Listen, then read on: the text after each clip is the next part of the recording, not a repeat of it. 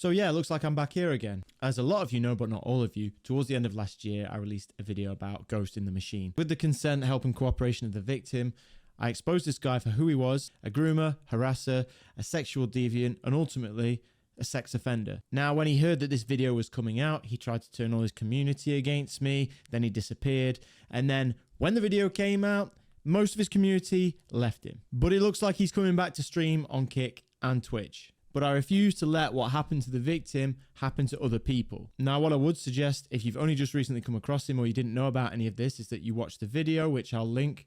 But he's also recently put out a tweet longer, which I am now going to debunk. So the tweet says, "I'm returning to Twitch through an art form I love, to a community of friends I miss dearly. Most of them do not miss you. I'm no longer letting the hatred of a single person and the fear of harassment define me and stop me from living my life and the person I am. I'm done with letting your narrative control me." I don't know exactly who that's aimed at, but I'm guessing it's the victim. "Yes, 3 years ago, I accidentally brushed the side of a boob during a consensual massage with that person. A situation that was apologized for at the moment. Oops, that's my boob, I'm sorry," to which I pulled back and then was told to continue the back rub. A situation she never brought up until our friendship dissipated and turned toxic. Now, of course, from that perspective, you wouldn't think that there was too much of it. Unless, of course, you knew the context where he, a man of around 35 years old, offered to take a woman 15 years his junior on a trip that she had always dreamed of. He insisted they would always share separate beds. They didn't. He had control over pretty much everything that they did. And then you find out on top of that, that even the night he met her, he was looking for porn featuring her. And when he came out empty-handed, he went to search for porn with somebody who matched the victim's description. This was before he'd even met her, after the first time he raided her. There is far more to this, but again, that's in the longer video. If you believe a person should have their life ruined over an accidental touch, I honestly don't know what to say to you. It's very straw man, of course, because that's not really what happened, is it? If that was the case, then people probably wouldn't have acted the way they did. It was just the fact that when the video came out, you were banged to rights. How many of you know that I previously very publicly took accountability for this situation over 3 years ago, admitting to an accidental touch occurring, making them feel uncomfortable and apologize in a large twit longer? Again, we took this apart on the video, and of course, again, so much context was left out of this, which is probably why a lot of people still stuck around at the time. After this apology for 2+, I assume he means years by that, I was stalked while her story was twisted and turned and morphed as she tried to turn as many people against me as she could. And being a skilled narcissist, it's horrifying how many people blindly believe this woman's claims, regardless of ever-changing stories and erratic behavior. This part I find really interesting because as soon as he heard that I was making a video, he was kind of cool with me. And I asked him if he wanted to give his side of the story. And at first he was cool.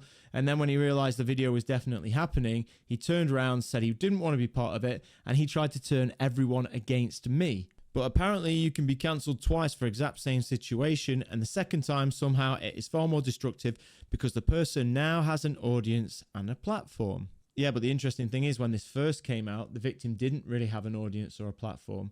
So it was very difficult for them. Whereas you did have an audience and a platform and you manipulated them. I didn't deserve to lose my life, my income, my physical job, my art, my sponsors, my friendships, my stream team, people I genuinely loved over my new relationship at the time over a situation such as this, which was driven by the spite of an ex-friend and false narratives. People who have known me for 10+ years won't even have the decency of clarifying, sending a new message, researching, or looking at behavior out of a combination that they will be targeted and protecting their brand. So what he's saying here is there is no credit to the information that the victim put out. There is no credit to the video that I put together.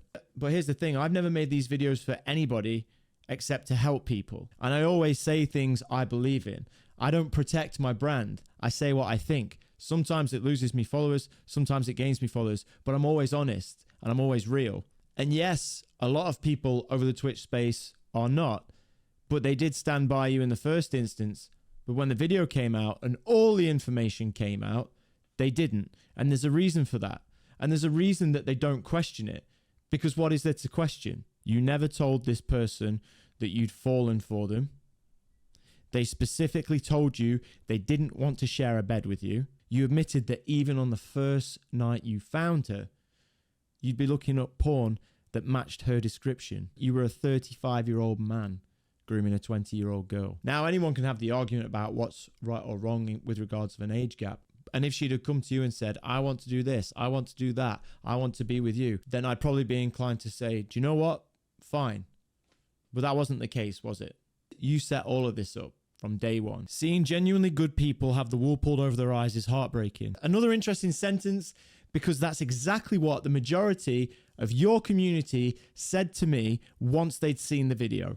All those people that you turned against me came and apologized to me. That was fine. I didn't care about the apologies. For me, it was done. You'd done the job of pulling the wool over their eyes for way too long, and it was only fair that they now knew the truth. People like Joe Tender, who make a crust farming clout of other people's drama, approached me saying he wanted to make a video on the situation.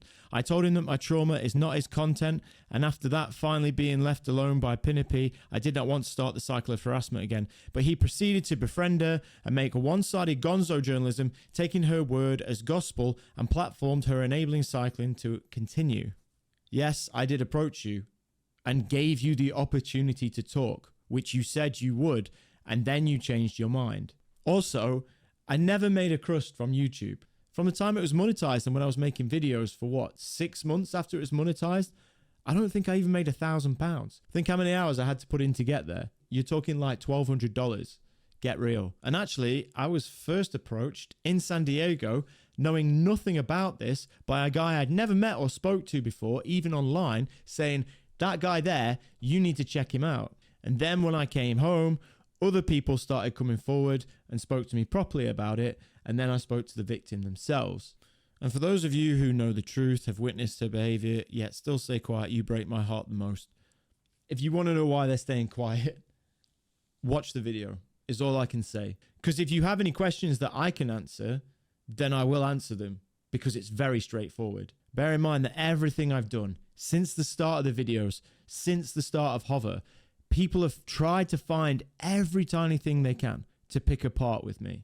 So usually the best thing that they can do is, if they have something that I don't agree with, they'll take that and twist it, because it's literally all they have. And believe me, if there were holes in this video, they would be pointed out very quickly, just like any of the other videos I make.